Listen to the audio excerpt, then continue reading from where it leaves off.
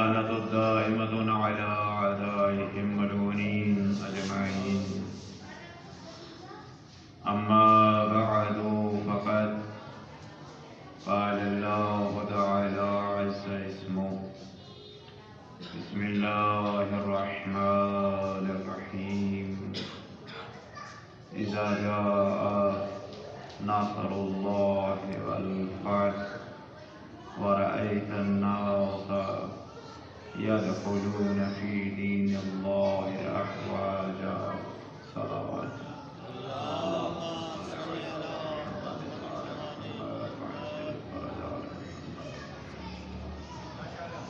پروردگار ہم سب کی اس صحیح جمیلہ کو قبول فرمائے اور ہمیں ذکر سے صحیح معنوں میں استفادہ کی توفیق عطا فرمائے. تمام مومنین و مومنات کی بلندی درجات کے لیے، بیماروں کی شفا یابی کے لیے اور بالخصوص امام وقت کی رضا و سلامتی کے لیے ایک مرتبہ مل کر صلوات.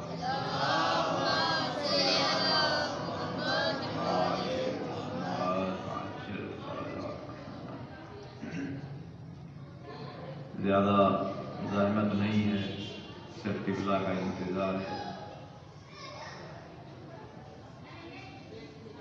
پروردگار نے جو عزت و عظمت آل محمد کو عطا فرمائی ہے وہ کسی اور کو نصیب نہیں ہوئی.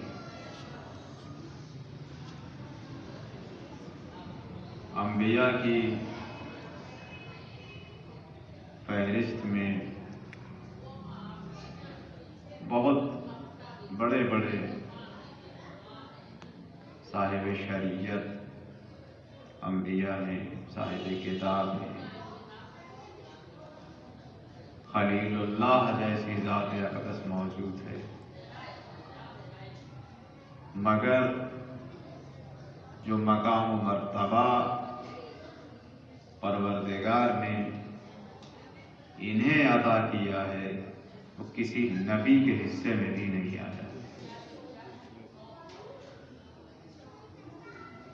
یعنی جہاں ہم زیارت میں اگر یہ کہہ دیں معصوم کی زبان سے: السلام علیکم یا اہل بیت النبوہ،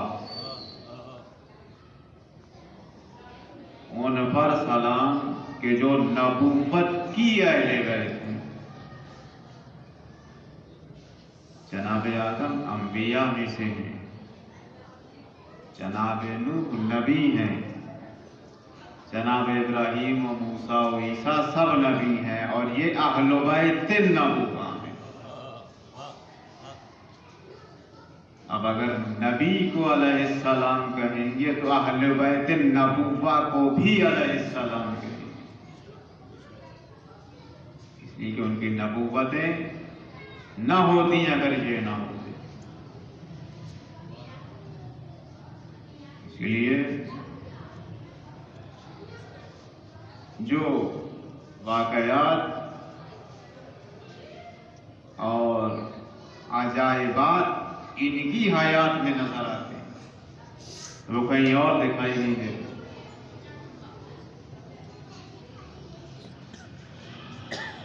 اصحاب فرماتے ہیں کہ جب امام حسین علیہ السلام اس دنیا میں تشریف لائے تو اس ایک ہفتے کے دوران ہم نے ایسی ایسی عجیب باتیں دیکھی ہیں جو ہم نے کبھی نہیں دیکھی. کہتے ہیں ہم اکثر پیغمبر خدا کی خدمت میں حاضر رہتے تھے مبارکباد دینے کے لیے اور عجائبات کا مشاہدہ کرنے کے لیے. فرماتے ہیں کہ مرتبہ ایسا ہوا کہ ہم نے دیکھا کہ ایک گوشت کا لوتھڑا ہمارے سامنے رکھا ہوا ہے. ہم سب موجود تھے لیکن وہ لانے والا ہمیں دکھائی نہیں دیا کہ یہ لے کے کون آیا, یہ رکھ کے کون گیا. جب اتنے بندے بیٹھے ہوں اور کوئی عجیب شے سامنے نظر آ جائے تو سب سے پہلے بندے ایک دوسرے سے پوچھتے ہیں کہ یہ لایا کون ہے.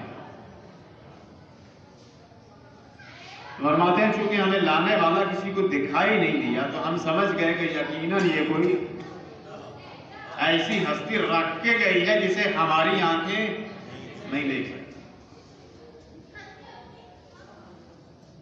اور تھوڑی دیر کے بعد پیغمبر آئے اور پیغمبر کے ہاتھوں پہ 9 مولود حسین تھے.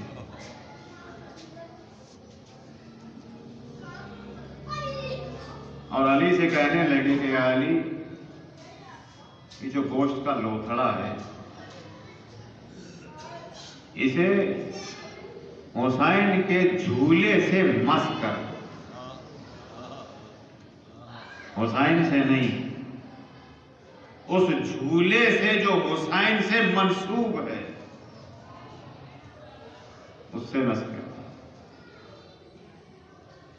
کہ جیسے ہی اسے مس کیا گیا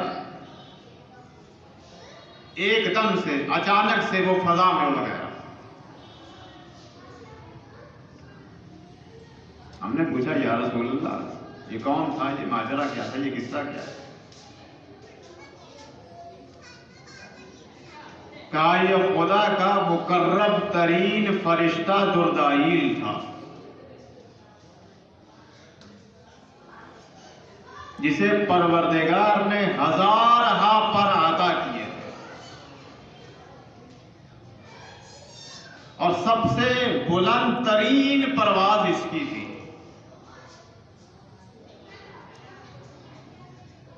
ایک مرتبہ اس کے ذہن میں خیال آیا, اس نے سوچا کہ میں دیکھوں تو صحیح کہ عرش الہی کے اوپر کیا ہے.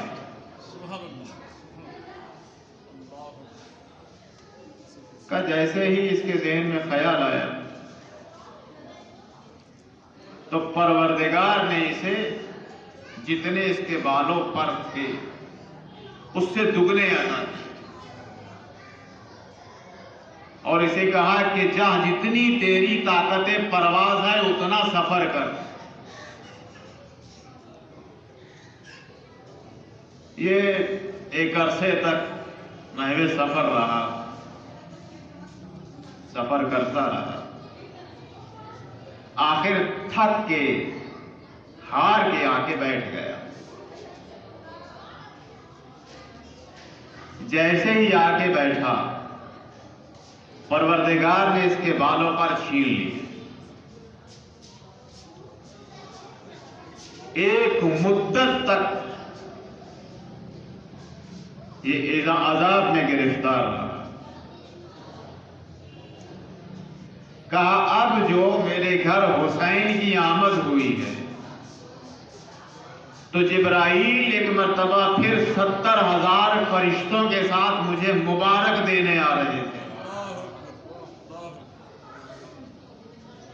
تو جبرائیل رستے میں سے اسی طرف سے گزرے کہ جہاں یہ جبرائیل محو عذاب تھا. اس نے جیسے ہی جبرائیل کو دیکھا تو التجا کی, پوچھا پہلے کہ کہاں جا کہاں رہے. اس نے بتایا کہ اللہ نے اپنے حبیب کو ایک چھوٹا نواسہ عطا کیا جس کا نام حسین ہے اور میں آقا کو اس کی مبارکباد دینے جا رہا ہوں.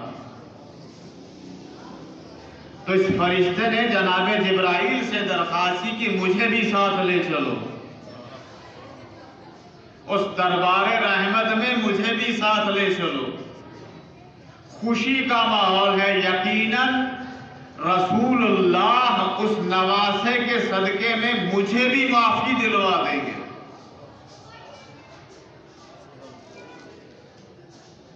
کہا جیسے ہی ہم نے اسے حسین سے منسوب جھولے سے مس کیا، اسے اپنا کھویا ہوا مقام واپس مل گیا اور وہ فرشتوں میں واپس پرواز کر گیا۔ کہا سنو گے، اب اس نے وہاں جا کے اپنا نام دردائیل نہیں رکھا، وہاں جا کے اس نے اپنا نام بھی بدل لیا ہے۔ کہا اب کیا نام رکھا اس نے؟ کہا وہ محو پرواز بھی رہتا ہے اور فرشتوں کے درمیان فخر سے کہتا ہے انا مولی الحسین، میں حسین کا آزاد کردہ غلام ہوں۔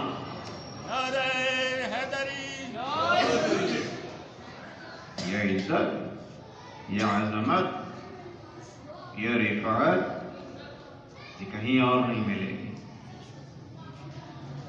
کہ خداوند متعال نے دروازہ رکھا ہے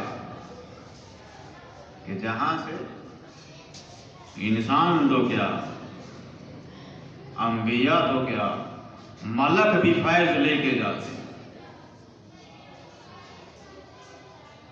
اس لیے کہ ان کے علاوہ اور کوئی گھر نہیں ہے، ان کے علاوہ اور کوئی گھر نہیں ہے۔ کہ فیض الہی کہ بڑا ہونا اور ہے،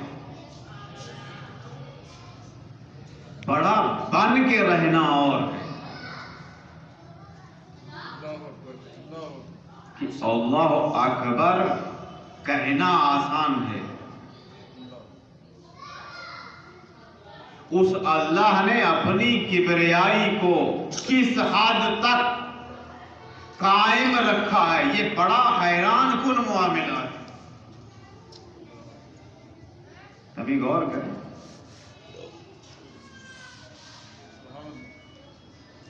کہ کہیں اب تو اس طرح سے عام طور پہ وہ نظام نہیں رہا، مگر کچھ حصوں میں ابھی بھی ہے وہ سردارانہ نظام۔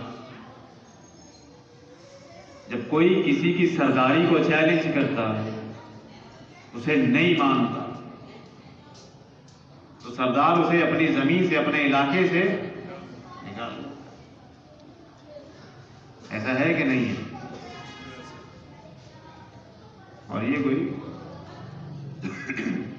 انہونی بات نہیں ہے، ہزاروں قصے موجود ہیں۔ جو اپنے علاقے کے سردار کی نہیں مانتا، اسے نکال لیا جائے۔ ہمارے سمیت کتنے ہیں جو اس کو اللہ اکبر کہنے کے باوجود اس کی نہیں مانتے؟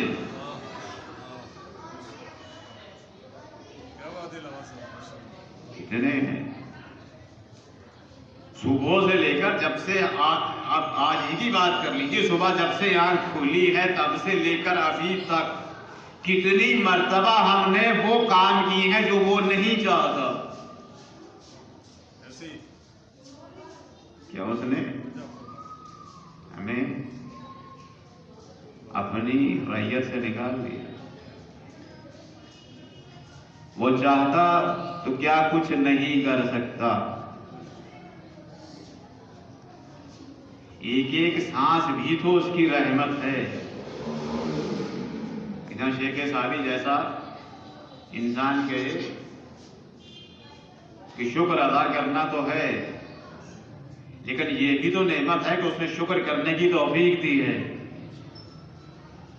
جہاں ایک ایک کہ یہ بھٹکا ہوا انسان کبھی تو واپس آئے، کبھی تو پلٹ کے جائے۔ جو دنوں رات میں مسلسل اذان کی آوازیں بلند ہوتی ہیں، ان کے پیچھے فلسفہ ہے، اسے شوق نہیں ہے، اسے شوق نہیں ہے، اس کی عبادت کے لیے فرشتے کافی ہیں، صرف اسے یہ ذوق ضرور ہے کہ یہ انسان جو بھٹک گیا ہے کسی لمحے تو میرا سوچ کر میری طرف پلٹ آئے۔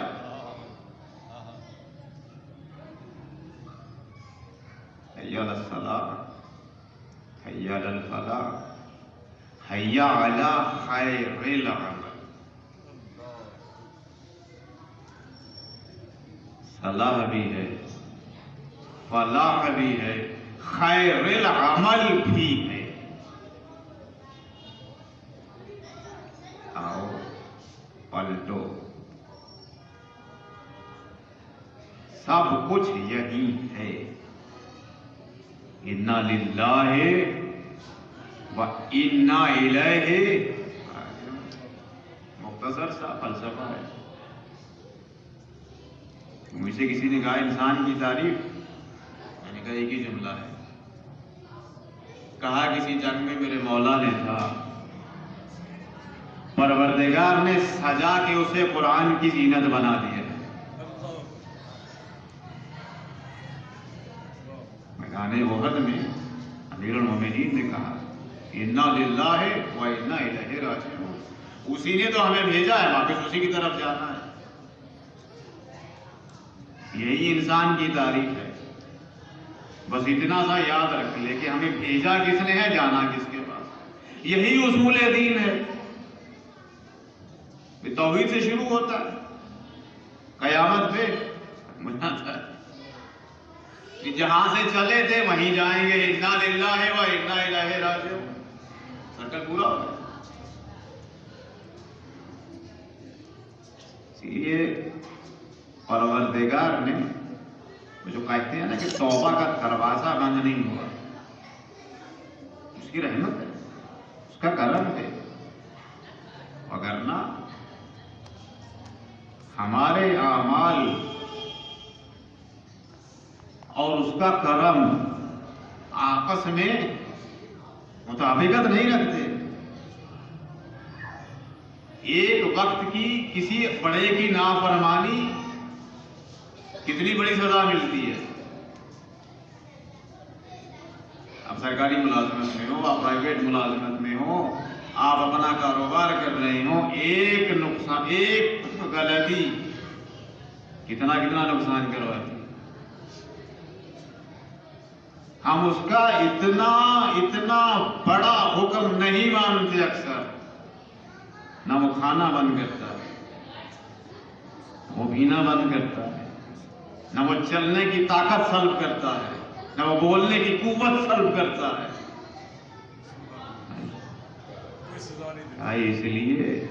اس لیے کہ اس کی رحمت اس کے غضب کے آگے ڈھال بن جائے۔ سبحان من سبقت رحمتہ غضبا، کیا جملہ ہے یہاں، کہ پاک ہے وہ ذات کہ جس کی رحمت اس کے غضب پہ سبقت رکھتی۔ امام کا وجود بھی اس کی رحمت ہے۔ کہ کلمہ جو پڑھتے ہیں اور جب اس کا ترجمہ کرتے ہیں تو یہی تو کہتے ہیں کہ محمد اللہ کے رسول ہیں تو ویسا ہی ہمیں رحمت، ویسا ہی ہمیں علم، ویسے ہی ہمیں تقوی، جیسا رسول دیا کرتے تھے ہمیں بھی تو ویسا ہی چاہیے۔ ہم اگر لا الہ الا اللہ پڑھتے ہیں تو ہمارا بھی تو یہ حق ہے کہ ہم زبان رسول سے ویسے ہی اس کے حکم کو سنیں جیسے حیات رسول میں لوگ سنا کرتے تھے۔ ہمارا حق نہیں ہے؟ ہم بھی تو محمد رسول اللہ، حیات رسول والے بھی محمد رسول اللہ ہی پڑھتے تھے۔ یہ ہماری خوش قسمتی ہے کہ ہم اس سلسلے کو ماننے والے ہیں کہ جہاں ہر ایک کی زبان رسول ہے۔ اسی لیے ہم یہ کہہ سکتے ہیں کہ محمد اللہ کے رسول ہے، اس لیے کہ ہمیں آج بھی رسول ہی کی زبان سے سب کچھ مل رہا ہے۔ امام کا وجود رحمت الہی ہے، امام کا وجود برکت الہی ہے۔ ہر زمانے میں کہ امیر المومنین کے زمانے میں اکثر اس واقعے کو پڑھا کرتا ہوں۔ حکومتیں بہت آئیں، امیر المومنین کے زمانے میں دربار لگا ہوا ہے، اور بھرے دربار میں ایک شخص داخل ہوا اور کہنے لگا یا امیر المومنین، میں نے چوری کی ہے، اعتراف گناہ۔ پیغمبر کے آنے کا مقصد کیا تھا؟ کہ وہ تزکیہ نفس کریں۔ تزکیہ نفس کی منزل آتی ہے تو انسان اپنے گناہوں کا اعتراف خود کرتا ہے۔ یہ معاشرے میں علی کی تربیت تھی کہ گناہگار خود آگے اعتراف کر رہا ہے کہ میں نے گناہ کیا ہے۔ آج کے زمانے میں چور ڈھونڈنے سے ملتا ہے، یعنی میں نے گناہ کیا ہے، میں نے چوری کی ہے۔ کہا جانتے ہو کیا کہہ رہے ہو؟ کہا ہاں مولا، امام عادل کے سامنے اپنے جرم کا اقرار کر رہا ہوں۔ کیا بات ہے، اس لیے کہ جانتا ہوں آپ امام عادل ہیں۔ کہا جانتے ہو علی سزا بھی دے گا؟ ہاں مجھے معلوم، آپ حد جاری کریں گے اور میں سزا قبول کر لوں۔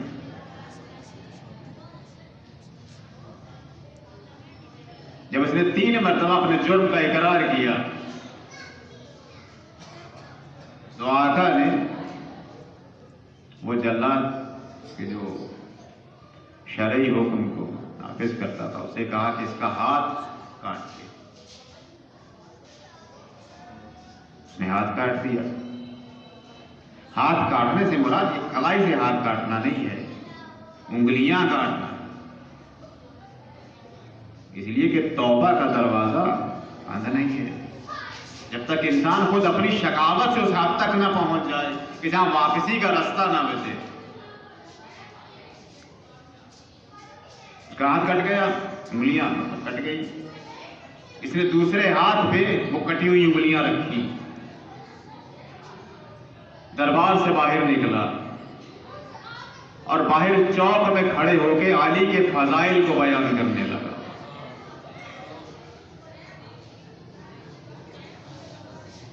قریب سے کوئی گزرا،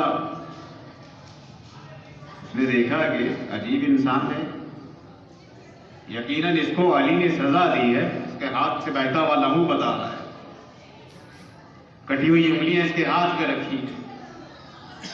عجیب انسان ہے، جس نے اسے سزا دی ہے اسی کا قصیدہ پڑھ رہا ہے۔ بہت بڑی بات ہے۔ یہ دربار میں آیا، یا علی آپ نے ابھی کسی کو سزا دی ہے؟ کہا کہ ہاں۔ کہا وہ باہر چوک میں کھڑا ہو کے آپ کے قصیدے پڑھ رہا ہے کہ جب آیا تھا تو مجرم تھا، سزا مل گئی تو پاک ہو گیا،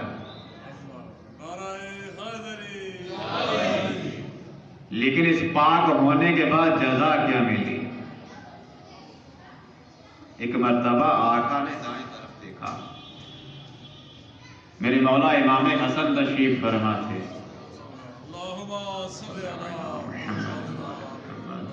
بیٹے سے کہا بیٹا اٹھو،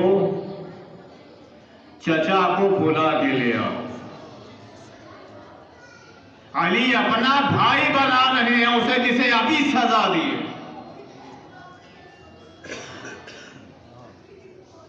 کیا عزت و عظمت ہے، ایک مرتبہ آ کے تو دیکھو۔ علامہ صاحب کی صحت و سلامتی کے لیے درود پاک کا دیا پیش کیجیے۔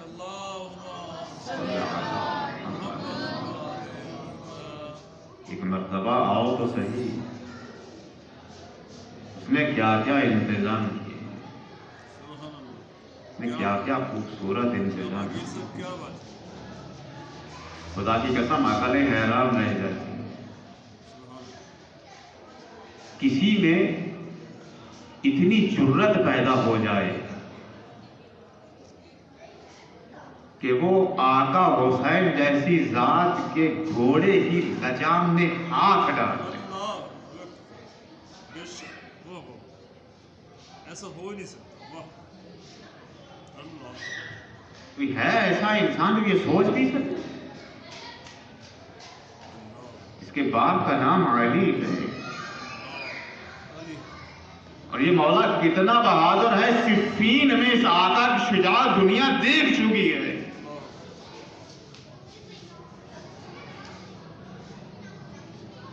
اگر مقام امتحان نہ ہوتا تو وہ اس وقت زندہ نہ بچتا.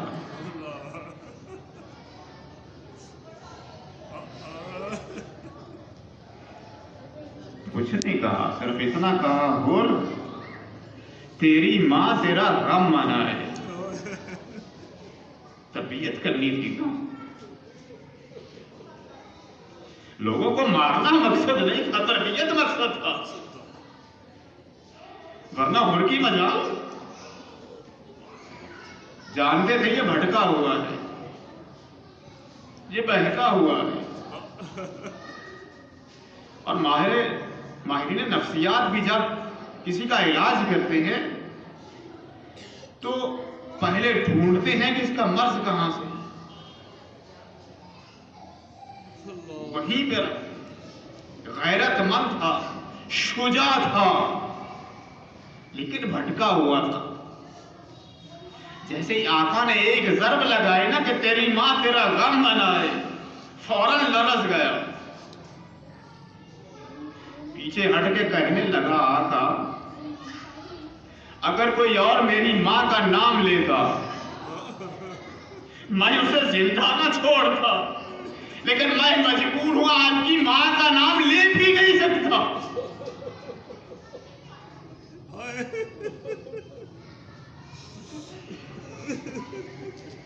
جانتے ہیں بھٹکا ہوا ہے، بہکا ہوا ہے، لیکن ہے ہمارا.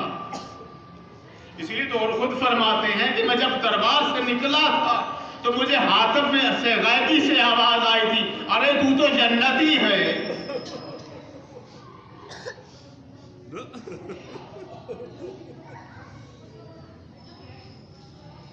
بڑی چوٹ لگائی تھی آقا نے. اسی لیے عاشور کی شب غلام کہتا ہے کہ خیمے میں اور بڑی بے چینی کے ساتھ ٹہل رہے تھے.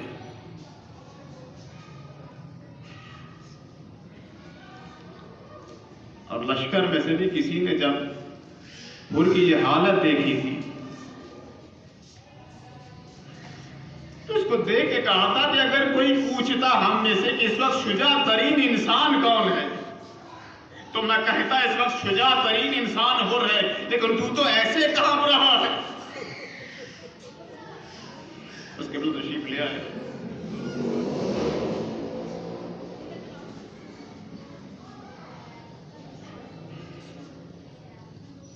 غلام نے حور کو پانی کا جام دیا.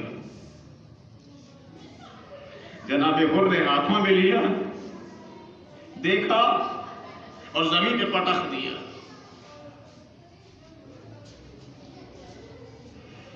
جناب حور کا بیٹا کہتا ہے بابا ایسی حالت کیوں ہے؟ باپ نے بیٹے کا ہاتھ پکڑا، خیموں سے باہر لے گئے اور کہنے لگے علی ابن حور ذرا غور سے سنو آوازیں کیا آ رہی ہیں. کہتا ہے بابا وہ چھوٹے چھوٹے بچے ہیں جو آتش کی آوازیں بلند کر رہے ہیں. کہاں بھول گیا ہے کل جب ہم انہیں روکنے کے لیے آئے تھے انہوں نے ہمیں پانی پلایا تھا، انہی کے بچے آج پانی کے لیے تڑپ رہے ہیں. بس 2 جملے تاکہ بات مکمل ہو جائے.